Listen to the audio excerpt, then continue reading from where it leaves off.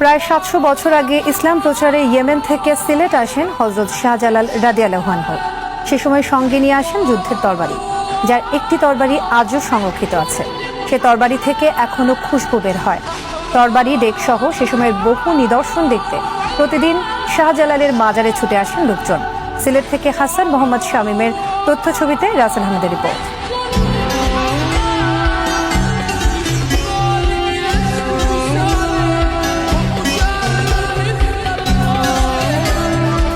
এটি সাধারণ কোনো তলোয়ার নয়। প্রায় ৭০০ বছর আগে তলোয়ারটি ব্যবহার করতেন হযরত শাহজালাল রহমতুল্লাহ আলাইহি। অতি যত্নে এটি সংরক্ষিত রয়েছে মাজারের দরগা বাড়িতে। একসময় সিলেট অঞ্চলের শাসনকর্তা ছিলেন অত্যাচারী রাজা গৌর গোবিন্দ।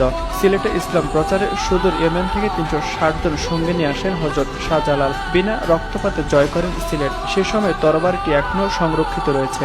বংশ পরম্পরা এটি দেখভাল করেন দরগার মুফতি বাড়ির বাসিন্দারা। তরবারিটি আকারে বড় এবং ওজনে অনেক ভারী। পরিবারের বড় ছেলে হিসেবে তরবারি বর্তমানে সংরক্ষণ করেন মুফতি শামীম।